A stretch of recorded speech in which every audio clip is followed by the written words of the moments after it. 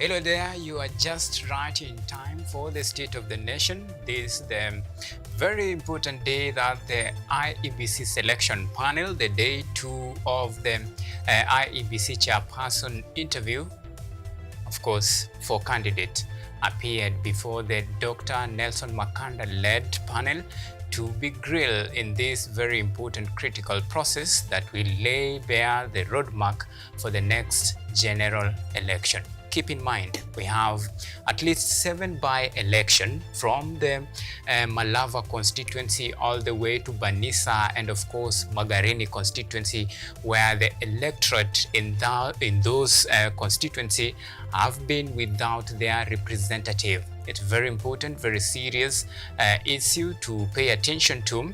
But remember, this same process is very critical for the country.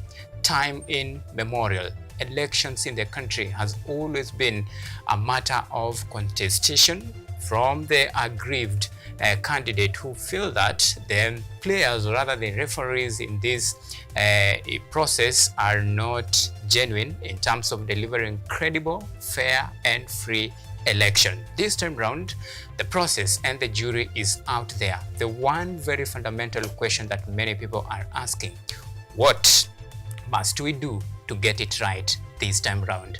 And that is the discussion that we'll be having tonight with my guest later on, as we reflect on the journey and of course the expectations that Kenyans have in this, the new crop of IEBC officials, or rather should I say the commissioners, that will be selected by the Dr. Nelson Makanda-led panel. It is day 2 of the vetting process, and of course yesterday former Judicial Service Registrar Ann Amadi and of course Simon Nyachae were among the people who were vetted on this the race to succeed the former, or rather the late IEBC chairman Wafula Chebukati. And of course, it's a very rigorous process that will take at least a month. It began on 24th of March and it will end on 24th of April.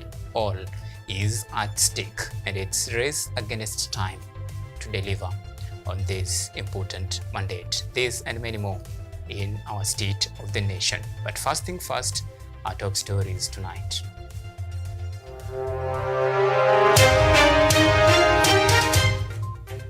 Tonight, race to succeed Chebukati. Interviews for IEBC chairperson enters day 2 as 4 candidates face the selection panel.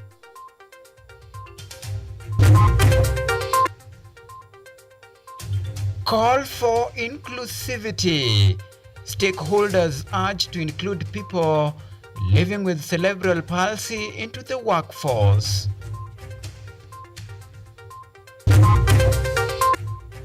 Also tonight, no to corruption. Martha Koome says judiciary to enforce zero tolerance to corruption.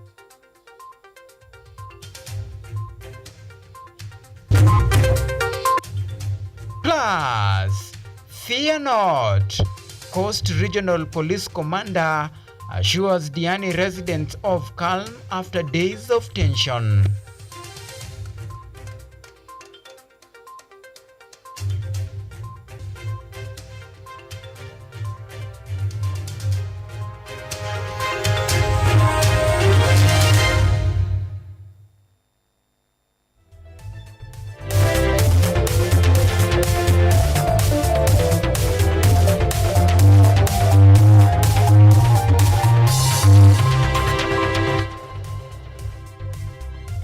This is Kutv Primetime News with Auma Evans. Alright, feel free to plug in. You can talk to us on all of our social media platforms. We are coming to you live on KUTV News, that is on YouTube. You can tweet us on X at KUTV_Kenya at Auma Evans. The hashtag to use, State of the Nation. And of course, to help us on our sign language interpretation department tonight is the ever competent Jennifer Obuya. And we begin with the latest. Now, 4 candidates eyeing the chairperson seat of the Independent Election and Boundary Commission, or if you prefer the acronym IEBC, today were put to task to explain their suitability and why they are the best fit for the job in day 2 of the IEBC vetting process. IEBC chairperson contender Francis Kaikai Kasinga was at pain to defend his integrity in light of scrutiny over allegations leveled against him in the past before Dr. Nelson Makanda-led panel. Brenda Nyongesa reports.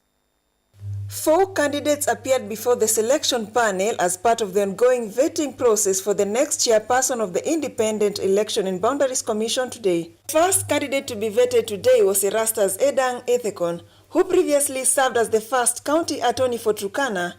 During his session, Ethekon emphasized his plans to restore public trust in the electoral body and ensure that election outcomes are widely accepted by candidates, observers, and the general public. When you look at the Election Offences Act, we need to look at, are those offences, are the penalties in the Election Offences Act adequate? For example, I do know voter bribery will attract, for example, a fine of $1 million. Are those penalties adequate? Next was Francis Kakai Kissinger, a former Deputy Chief Registrar of the Judiciary. When questioned about his integrity, Kissinger firmly defended his record, stating that his integrity is beyond question. My integrity is unquestionable. I have worked in public service, and I worked in that judiciary. I left that judiciary with my understanding that I was a victim, with my understanding that you can be in a place of work and something hits you without knowing where that thing came from. Not all public officers, ladies and gentlemen, not all public officers who are dragged and taken to court are guilty of what they're accused of. Jacob Ngwele Muvengei, a former Nairobi County Assembly clerk, highlighted his focus on procurement planning and the establishment of oversight committees to enhance transparency and accountability in the management of public resources within the commission. Even though procurement is the preserve of the technical officers in the IBC requires a chairman who has got hands-on experience, who can guide and assist the commission in implementing its procurement processes. The final candidate to be vetted today was Joy Brenda Masinde Mdivo, the current chairperson of the Kenya Power Board. Some of the things, for example, like you said, when you buy your token and you get and you key it in, you get what you have bought. The technology exists. So it's talking to the members of the public, getting their buy-in, talking to the members of the parliament, changing the laws, then now implementing bodies ourselves, the judicial, ourselves here being IBC. The implementing bodies like the political parties, the laws have to change there as well. You have to look even at the dispute resolution systems. The selection panel is expected to conclude the interviews for the chairperson position on Wednesday, March 26th. Following this, interviews for the 6 vacant IEBC commissioner positions will begin on Thursday, March 27th and continue until April 24th. Brenda Nyongesa, KUTV. Right, thank you, Brenda Nyongesa, for that comprehensive reporting. Now, switching gears, stakeholders have emphasized the need for sustained efforts in ensuring the full inclusion of individuals living with cerebral palsy in all aspects of the society. This was highlighted during an event organized by organized to mark the Cerebral Palsy Awareness Day in Nairobi today. And as our very own Yvonne Kemuma reports, while progress has been made in various sectors, significant gaps remain in healthcare and policy implementation, with advocacy groups are calling on the government to collaborate more actively in addressing these challenges. During the commemoration of the World Cerebral Palsy Awareness Day, speakers emphasized the need for the collective inclusion of all persons living with cerebral palsy in all aspects of life. Give us opportunities, and please, one thing that we don't want in our lives, we don't want sympathy. I will repeat again, we don't want sympathy. Give us opportunities, we can achieve, we can work like any other persons. All we need is reasonable accommodation. Speaking at the event, Benson Isaboke, the director of Site for Relief Organization, acknowledged the progress made in enhancing the inclusion of children with cerebral palsy. However, he urged the community to shun stigma associated with the condition and actively support individuals and the families. But still, there is a lot that is happening. Like in our upcountry or in our villages, there is a lot of stigma, where the community have not internalized or understood what cerebral palsy is all about. A number of our communities up country, they're associating cerebral palsy with the curses or bad omen within the community. On the other hand, Josephine Mwende, a disability and inclusion advocate, stressed the importance of sustained advocacy throughout the year and called for increased community involvement in promoting the rights of persons with cerebral palsy. Persons with cerebral palsy are not given the right opportunities to represent themselves, because most think that having cerebral palsy is a curse, is a disease, is something that you should not associate with any other people. You find that we don't have anyone representing persons with cerebral palsy in decision making due to these attitudinal barriers. And what I would like to call us upon today to do, we should all be ambassadors of creating awareness when it comes to cerebral palsy and to the government. Remember, cerebral palsy is way too expensive, and most of the people who have cerebral palsy are jobless. She further urged the government to implement measures that enhance access to essential assistive devices such as diapers, noting the high cost of daily expenses and the financial burden on caregivers, many of whom are unemployed. You find that most of them, they have to use diapers. Diapers have become a basic assistive device to these children, and you feel that most of the caregivers are not working.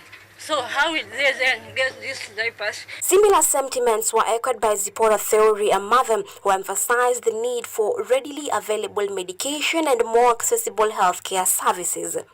We are taking every step, government, that you tell us to do. So after the registration, I'm excited, the certificate is there. What are we doing with it? Please reach us and we'll know. You have all our contacts. And that, I think, many parents are doing. Physiotherapy, most parents are stranded because the therapy itself is so expensive. How about the mobility, even to take them for this therapy? But we know it is the only cure, not cure, it's the only way to make them survive. The event, organized by Site for Relief Organization in collaboration with Disability Watch Kenya, aimed to advocate for inclusive healthcare and policies that uphold the rights of persons living with cerebral palsy.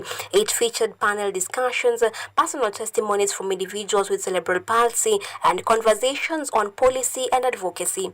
Yvonne Kemuma, KUTV. Thanks, Kemuma. Now, matters justice. Chief Justice Martha Koome has directed all courts nationwide to hold daily morning briefings with court users, emphasizing that courts are corruption-free zones. This initiative aims to empower Kenyans while accessing public services in the justice system.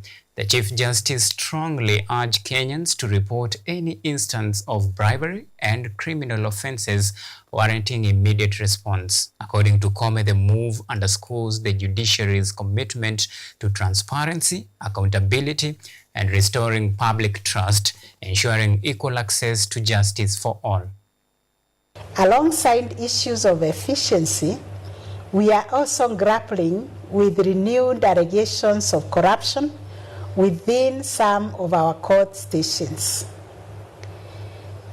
These allegations are deeply concerning and cannot be ignored. I want to state once again unequivocally, the judiciary is a corruption-free zone. In this regard, we have adopted a zero-tolerance policy to corruption and we are determined to enforce it without fear and favor. Now to a story that is intertwined with justice. Now, security matters, I shall say. Coast Regional Police Commander has assured residents, business owners and tourists that Diani is calm and their safety is guaranteed days after tension was rife in the tourist municipality. The security concerns escalated following the fatal stabbing of a 29-year-old man. The attack, which led to arrest of 2 suspects, sparked violent protest as local attempted to storm the police station to lynch the suspect. Helen Kiplagat with the details. Following the fatal stabbing of a 29-year-old man in the tourist municipality of Diani, the regional police commander Ali Nuno has assured residents, business owners and tourists that they have aided security. Police managed to contain the situation, but business remained shut during the victim's burial as criminals exploited the unrest to loot. Police have launched a crackdown arresting 59 suspects. Speaking at the Jogo ground in Diani, Ali Nuno, the Coastal Regional Police Commander, said that they have talked with the youth and what will follow is stern action as he urged the public to cooperate by identifying criminals and lodging complaints at the Diani police station. Kusema hapa Diani sio tofauti na Likoni. Sioni sababu yoyote watu wa Likoni wasarenda na hapa wakwe na kichwa na nini na nini. Kwa hivyo tutashughulikia hawa vilivyo and we are going to deal with them according to law. I want to assure the public that your safety and security will be taken care of by your government. And we have a responsibility. Nuno warned that the parents whose unmarried children are engaging in crime activities will be arrested for neglecting their parental responsibility alongside their children. Lastly, I want to put the parents on notice. A situation where mtoto wa miaka 14, miaka 15, 16, 17 ndio mtu anaenda kukatakata watu alivu. We are going to arrest these children along with their parents. That's the decision we have made. Tutashika hiyo mtoto for the offense, actual offense, and the parent for either neglect or the child for a child being in need of protection and care, and the parent for neglecting his parental responsibility. Vijana wenzangu, mimi nataka niwaambie tuache hii maneno ambayo tunajihusisha nayo. Na vile vile wale watu ambao wanaongea sana kwa mtandao. Tuache ku-incite watu. Tuache ku-incite makabila, sijui dini. Sisi tumeishi kama watu wa Msambweni, watu wa Diani. While many believe that unemployment is the leading cause of insecurity, Willie Sadeche, a businessman in Diani, believes differently. He says that employment is not an issue as 70% of the juvenile gangs are made up of young people from 16 years. Kwamba hawa vijana ambao wako hapa wanatusumbua na ni vijana wetu, na hakuna vile kwamba sisi tutawagandamiza. The good thing ambayo tutafanya, tutazidi kuhamasisha hawa vijana, tutazidi kukaa nao kama vijana wetu, kwa sababu hakuna mahali pote tuwapeleka, na sisi kama viongozi tunafaa tuoneshe mfano mzuri. Na kama vile polisi wamekuwa hapa, wametia mikakati mingi mpaka wameleta hawa watu wa polisi ambao wanatembea na pikipiki, ukipiga tu mara moja wanakufikia na linatatuliwa tatizo. So we are very okay, and from now vile tumeona mkubwa wetu amekuja ambao amekuwa ni mtu wetu Bwana Nuno, tunashukuru sana na tunara. Nevertheless, business owners and tourists are encouraged to carry on with their business with the surety that Diani is calm and their safety is guaranteed. Helen Kiplagat, KUTV. Right, that story from the volatile Diani area takes us to our first break here on KUTV State of the Nation. Remember, plenty more to follow after the break, including our discussion of the day where we take a look at matters the IEBC, the vetting that is currently ongoing, that began on the 24th of March and it will march all the way to the 24th of April. Very vigorous and a marathon of exercise. Stay tuned for that.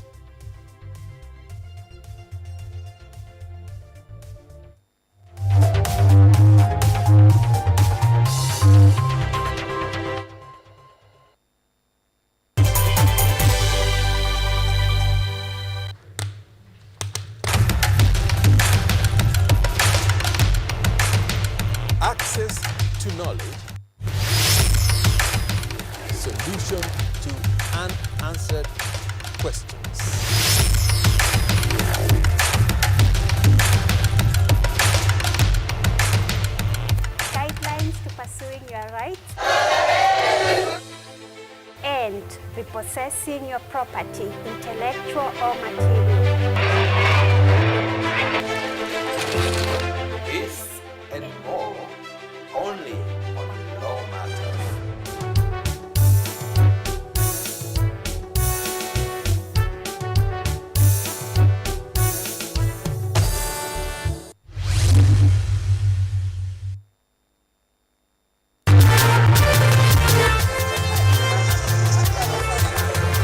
Ni nguzo na uso wa jamii. Kupanda shuka, akawa tuzo. Ukakamavu wake, ukatii na kumfanya mwenye bidii. Kwa machozi na makeke, akabaini jinsi ya kuwini. Huyu ni mwanamke ngangari, kwa jinsi alivyo ng'ari. Mimi ni mwanamke mwake. Usikose kutazama kipindi cha mwanamke mwake, nami Caroline Kimweli.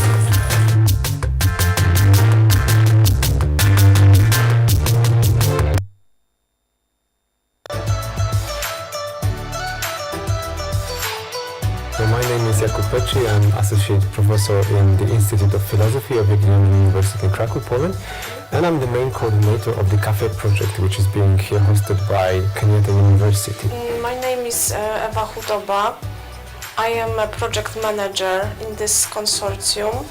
Keep watching cutting edge research at Kenyatta University Television.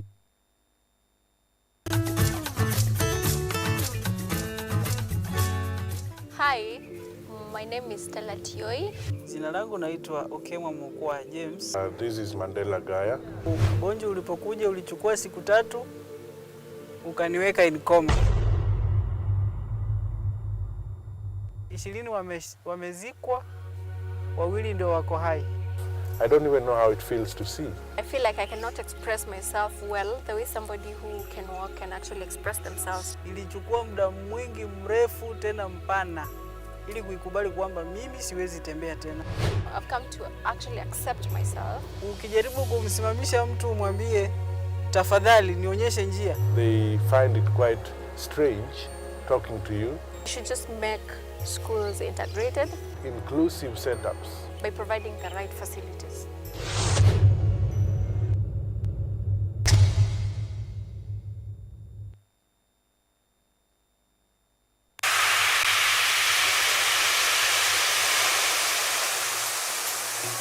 Naam, ungana nami ua lako linalonukia na kuvutia waridi tamu katika mitindo ya kipwani hapa KUTV. Katika toleo hili la Nairobi basi tarajia mambo makubwa sana. Kutakuwa na vyakula vya kipwani kama vile shawarma.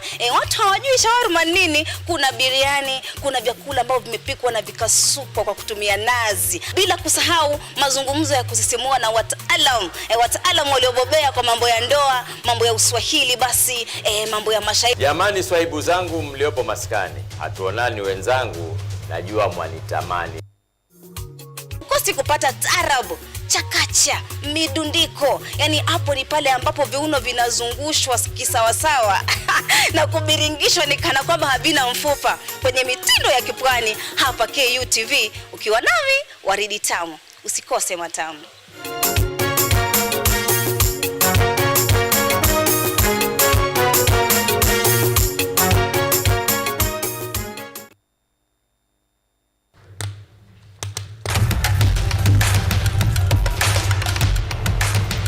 Access to knowledge, solution to unanswered questions.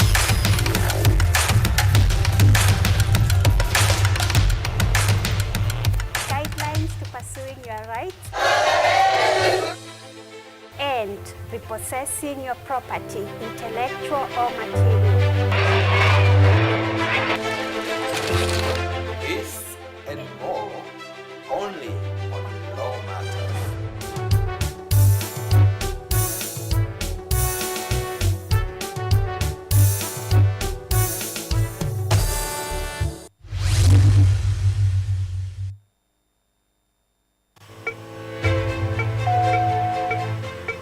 Imagine a world where you are empowered to take charge of your health, where you are well informed about the latest advancements in healthcare and understand the policies that impact your well-being.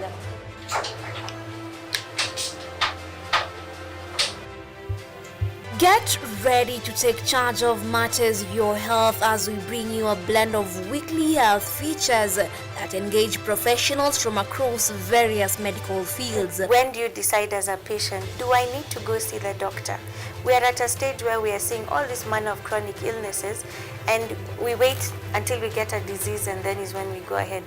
From the most mundane to the complexities that perhaps seem overwhelming, we got you covered. In terms of the factors that might be attributed, there are hereditary factors that means it could be genetic, so that's one factor. But there are other factors as well, like nutritional deficiencies. So some vitamins such as folate have been identified to be a factor in those. So our mission is to break down intricate health topics into understandable and actionable insights. Join me, Yvonne Kimuma, every Wednesday 9 p.m. on KUTV's News at 9, where your health is our priority.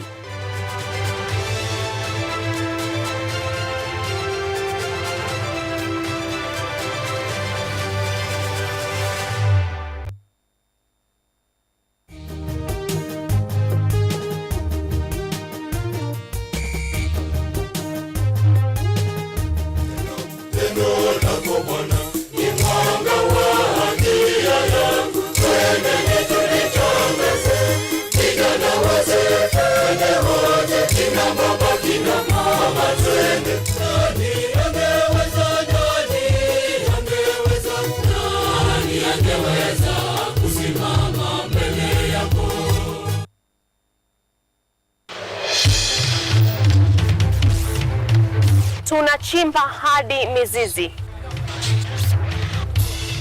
kukuletea yanayojiri. So mimi naomba tu serikali yetu ya Mungu, jibarikiwe na Mungu, iweze kuteremsha bei ya mafuta. Yanayokukumba tuna maizi, tunakutetea sisiri. Ukweli ni speciali tukikupambia makala ya mwanamke mwake. Utasema hupendi mizizi ya habari. Nami Caroline.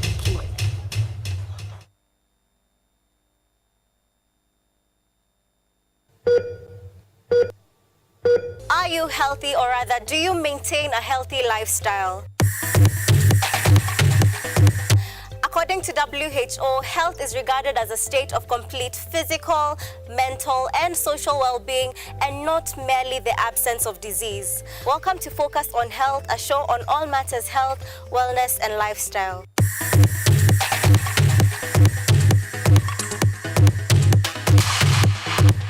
On this show, we cover a wide variety of topics inclusive of, but not limited to, dental, optical, mental, reproductive health, and so much more. Join me, Joy Bofenda, every Thursday at 7:30 p.m. on KUTV for compelling insights and discussions on all matters health.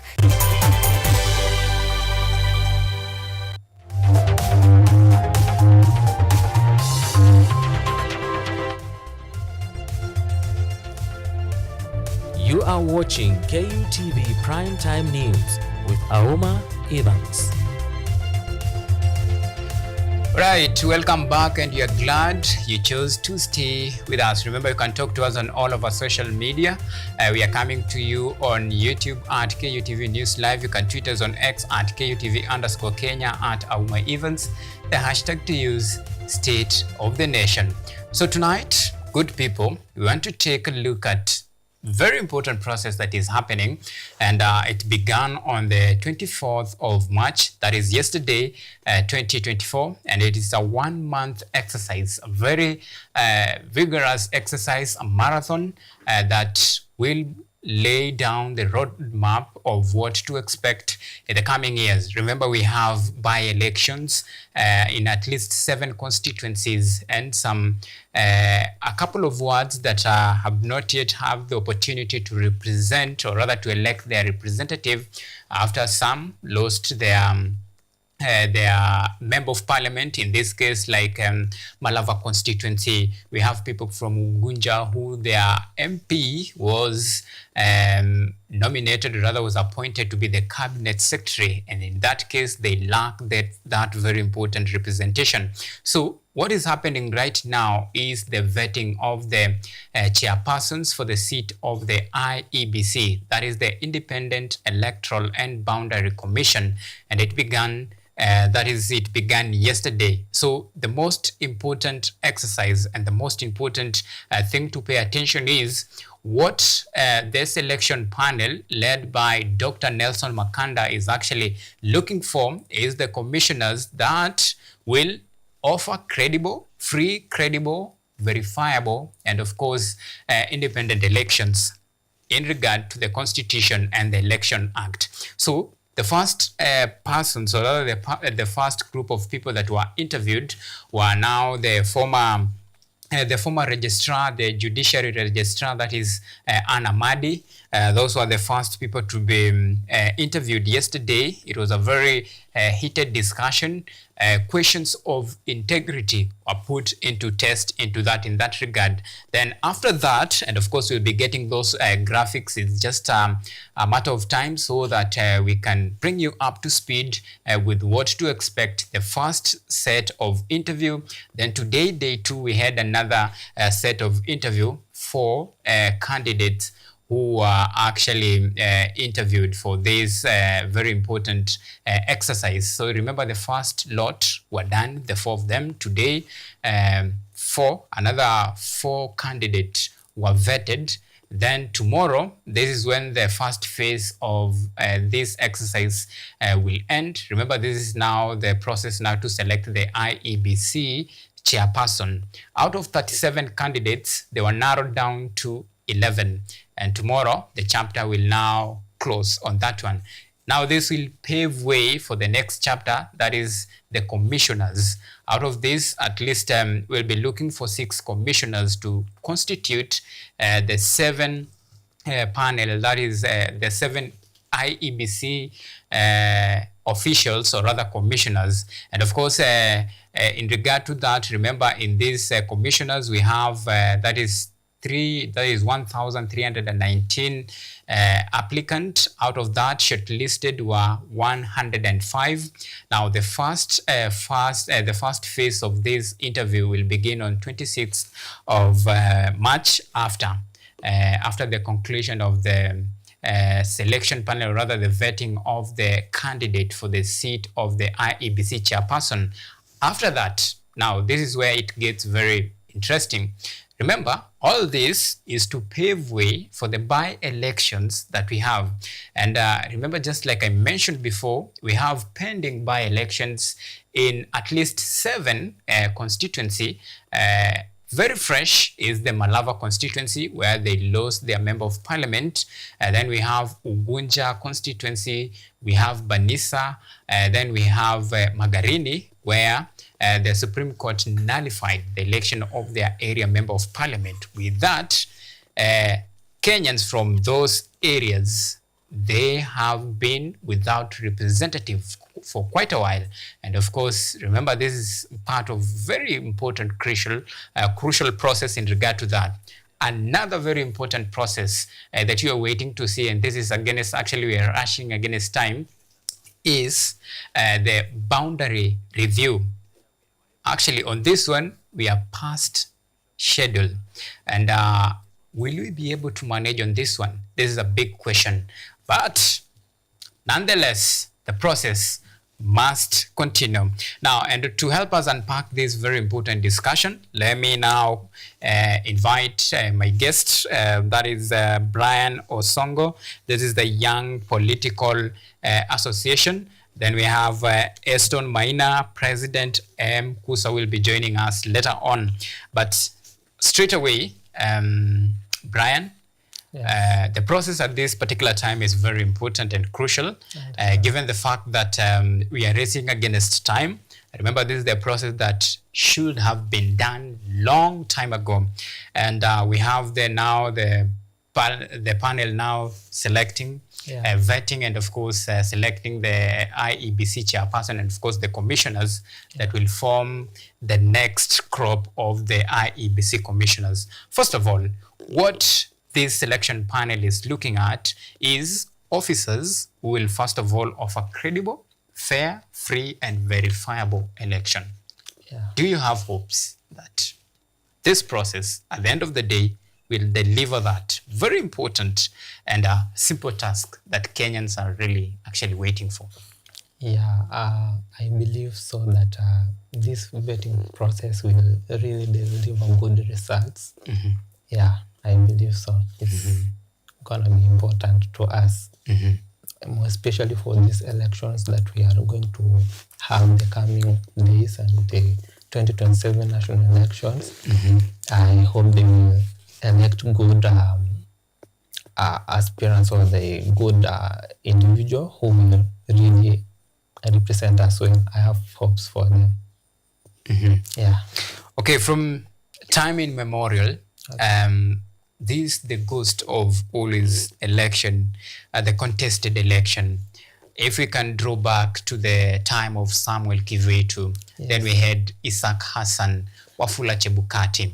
One constant denominator in all this, that the players always, the aggrieved players always had something to say about now the referees. I'm talking about now the commission.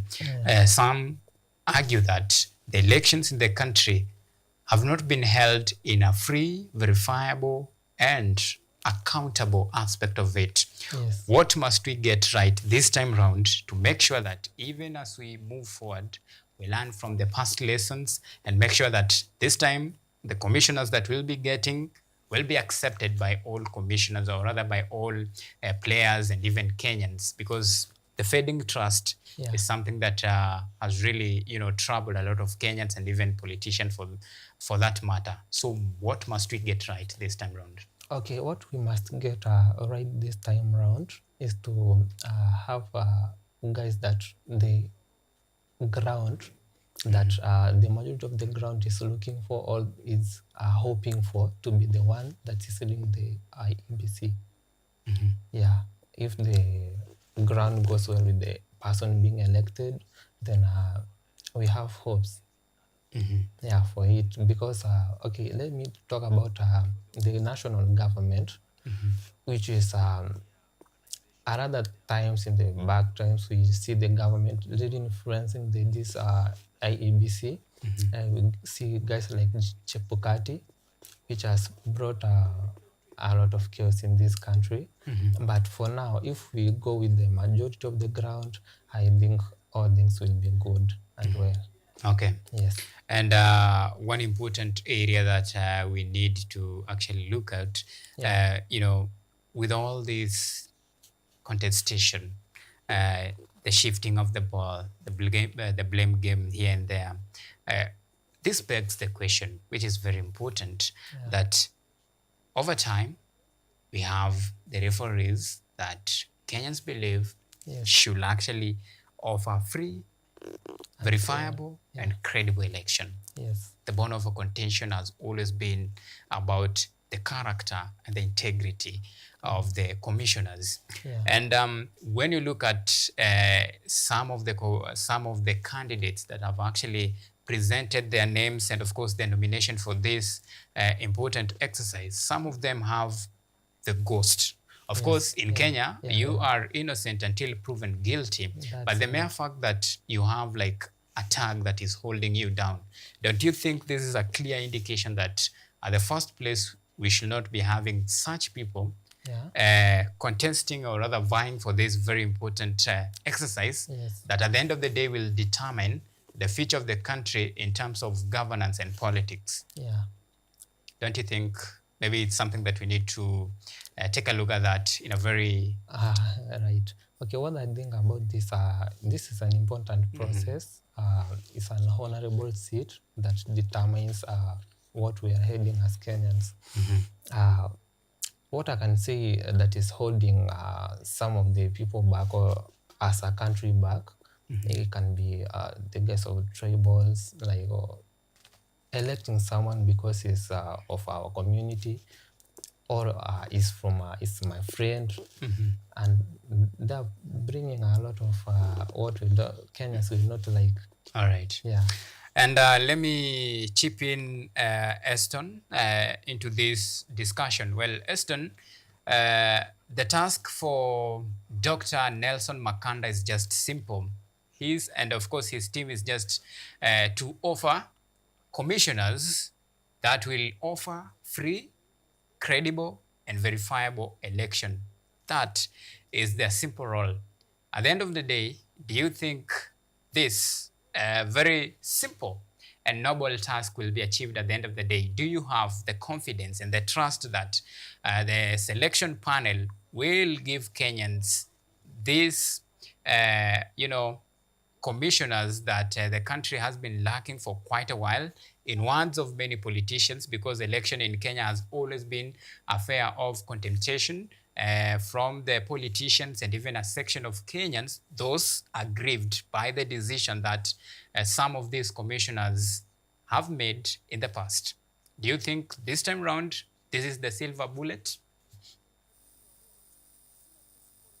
Evans, yes, thank you. Evans, I just wish just for once as Kenyans we would be, honest with ourselves, because many a times that we say, the IEBC is independent, but is it really independent? Because we have seen characters who have been, actively participating, in political affairs, characters who have been known to, to support a particular, side of, the political landscape as it is, come forward and now say now they are cleansed and now they are ready to be, unbiased. And that is, that is something that is, unheard of and obnoxious. I hope we would just be honest with ourselves and establish a commission like the one that was established in 2002, the Samuel Kivuitu Commission, where we were honest with ourselves as a country, where KANU appointed, 11 commissioners to represent them, and the opposition, appointed 10 to represent them. When we know that these people hold, brief for particular parties, it is now easier for us to come forward, sit down, at a table and discuss. We know this commissioner is holding brief for ODM. We know the other commissioner is holding brief for, UDA. We know the other commissioner is holding brief for Jubilee and all the other political parties. That way it is easier because now we know all the interests of these political parties are catered for, because from the very beginning, we as a country say, okay, this is a political commission and we have to represent everyone. But when we come forward and lie to ourselves as Kenyans and say it is an independent commission, then we have faces that we have seen, time and again, represent, particular political parties in the political field. It becomes an unfair game. There is nothing independent about somebody who is already, politically aligned. So and of course, Aston, during the the selection panel, when the constitution of the selection panel was actually being constituted, I remember we had the political parties nominating their representative, the Law Society of Kenya nominating their representative.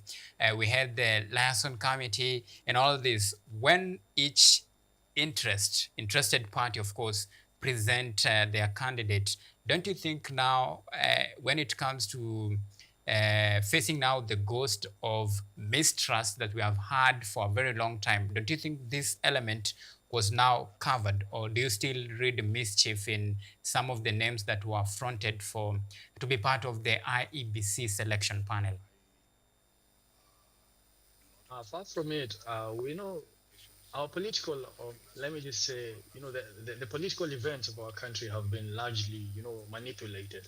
And even the, those societies, you say, we have seen, some hands, behind it push forward their candidates in those particular, groups you're talking about, the civil society movements.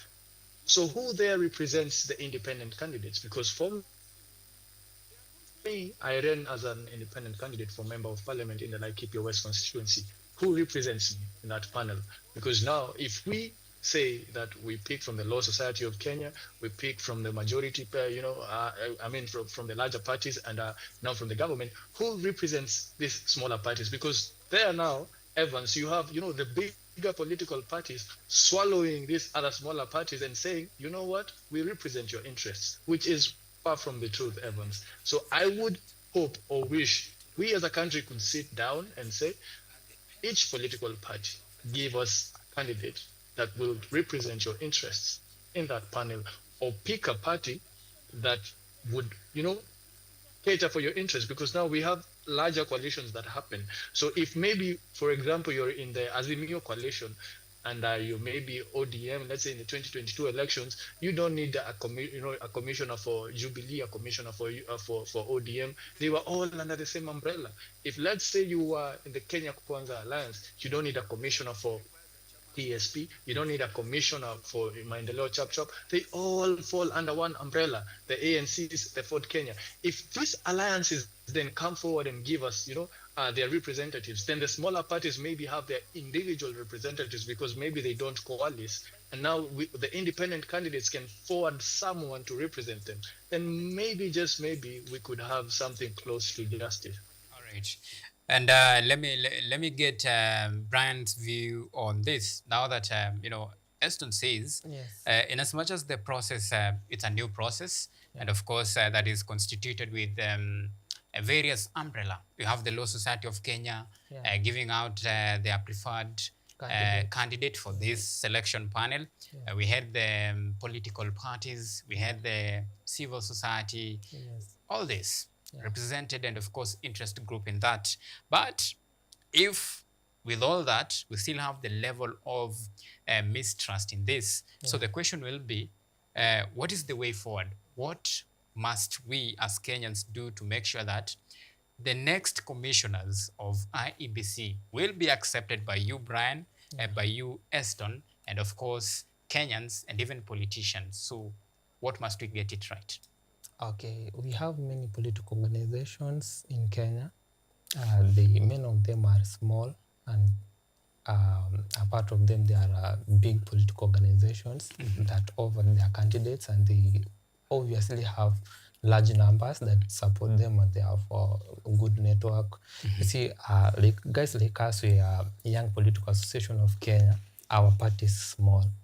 You see, the guys like Morara Kebaso, they are rising, and the Inject Party, they are upcoming parties. Now, these are political parties that are very big in the industry. They are swallowing actually the smaller ones, like the Young Political Association, the Inject, and the Law Societies, like the other ones. Yeah, now what I'm thinking they supposed to do for this, the solution, the general of them, actually what we can do is to come as youths. 75% of Kenyans here in our country are youths, which are that 5 years and below. Okay. We are quite a good number. If we can come together, maybe push a specific candidate who we want, maybe that will work for us. All right. So, Eston, what is the way forward? What must we do right this time round to make sure that the next pair of IEBC commissioners will be accepted universally by Kenyans and, of course, politicians, so that these issues of every electioneering period, we really, get a very disgruntled lot of politicians blaming the referees for not being so fair. So what must we do right? Evans, I hope we did away with this, this thing of creating 7 demigods who have now to decide the fate of Kenya. And I think if we go back to our constitution, the results that are tallied at the constituency level are final. Why can't we have tallying centers in every constituency that announces results? Then that way, we just have to do away with the national tallying center, because oftentimes you see a process that could have taken maybe an hour, because it takes, let's say, from maybe 5 p.m. when the polling stations are closed to about 6 p.m. for for the agents to organize. They can do the tallying between 6 p.m. and 7 p.m. Meaning, if every polling station in Kenya has a maximum of 600 voters, it is very possible for that tallying center to have tabulated those votes by 7 or 8 p.m. And meaning we don't have to wait for 6-7 days for the National Tallying Center to tell us who the president is, because the only thing that does, it creates room for manipulation of votes. Because in Kenya, we do not have a problem with the IEBC at the lower level. We don't have a problem with the IEBC at the constituency level. We don't have a problem with the IEBC at the tallying, at the polling station level. We only have a problem with the IEBC when it comes to the National Tallying Center. Because now you have cases where you have a county where, when you tally all the votes, when the governor got, the senator got, and the president got, you see a difference of about maybe 30 to 40,000 voters who only voted for the presidency. Now you're left asking yourself, when you walk into a polling station, constitutionally, Evans, you're supposed to be handed 6 ballot papers. Whatever you choose to do with them is up to you. You can decide to vote for the president and, submit the others as unmarked, and they will be tallied as spoiled votes. So what happens to these other votes that you see the president got, let's say, 200,000 votes, and the governor, when you tally these votes for the governorship, the total votes come to about 150,000. Where does this 50,000 come from that cannot be accounted for the senatorial seat, for the gubernatorial seat? Where do these votes come from? Because when we create a national tallying center, that has to decide the fate of Kenyans who can actually count their votes. We did it in 2002, the Uhuru versus Kibaki time period. And the constituency announced the results, and all Kivuitu had to do was to sit at a boardroom and announce the results. We don't need to spend billions creating a tallying center at Bomas of Kenya, spending 7 to 10 billion Kenyan shillings for nothing, paying choirs to sing to us. And because, gentlemen, you're running out of time, so let me just get your thoughts on this very quick. Now, after this process is done, of course, the work at hand is quite, very heavy. And of course, it's race against time to make sure that at least the pending by-elections will be concluded in just a matter of time. And of course, another very critical issue that we are really facing is the boundary review, which will be done 12 months before the general election. Well, gentlemen, do you think we have time for all this? No, we don't have time. We don't have time for all that because we are running out of time. We as Kenyans, we are facing a lot which we need to solve for the government. Money is being lost from banks and the national government, which actually needs to be done on work now. We don't have time for that. All right. Yes. Well, Aston, of course, boundary review, by-elections to prepare for the next general election. Really have time. Should it be fully constituted? I think there's always time to do the right thing, Evans, because what happens now, if we don't, fill in these holes in our walls, the wall will crumble on us. And why we need a review of these boundaries, Evans, is for a simple reason where we have constituencies that have, immense number of voters versus constituencies that have, a minimal number of voters getting the same voices in parliament, getting the same allocations in parliament. And we cannot say that we do not have time to do the right thing. We as Kenyans, we need to start on the right foot. And why we have seen many annulments, many nullifications is because, we tend to rush things. We want things that, that go ahead quickly. We come up with a finance bill that doesn't follow the due process. It is nullified. Let us start on the right foot. We will not have people say that, oh, my region is not allocated enough resources. Oh, his region is, is being favored. When we start on the right foot, Evans, at least it will be a good step in gaining the trust of the IEBC. All right, so gentlemen, thank you so much for making time. Brian Osongo, yeah, that is Young Political Association. Asante sana for making time, Brian. And then Eston Maina, President Mkusa. Asante sana for making time, Eston.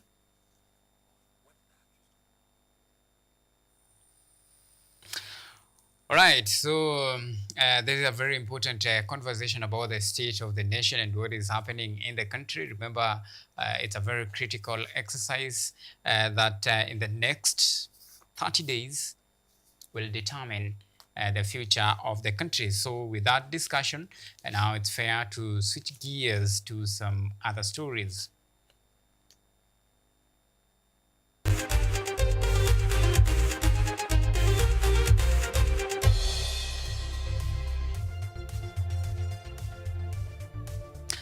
All right, it's now time to take a look at motorsports. Now, Kenya's contingent jetted back in the country after mounting a spirited fight in the just concluded World Indoor Championship in Nanjing, China. With valuable lessons learned in China, Athletics Kenya commended the team for their resilience despite the team missing out on a podium finish. Kenya sent a strong contingent headlined by 800 meters specialist Collins Kipruto, Vivian Chebet and Lilian Odira, and 2022 World Indoor 800 meter silver medalist Noah Kibet, among others.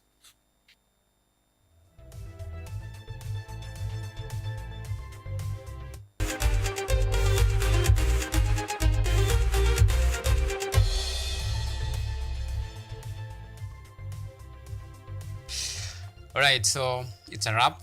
Many thanks for the women and of course the men and women behind the scene, and for all those who made this production a success, and not forgetting you, our esteemed viewers, for always keeping us a company in the last 50 minutes or so. My good name is Auma Evans. Jennifer Buya has been our sign language interpreter tonight. Until next time, by the grace of God, let's do this next time, same place, same time. Until then, bye-bye for now, and do have a lovely night.